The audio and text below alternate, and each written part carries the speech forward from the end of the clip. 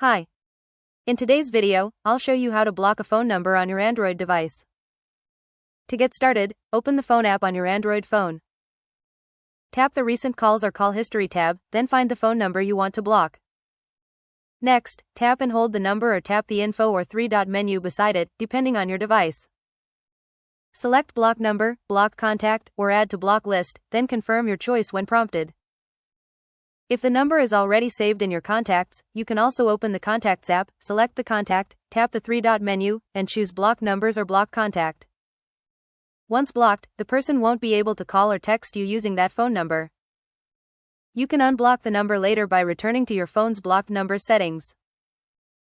And that's it, you've successfully blocked a phone number on your Android device.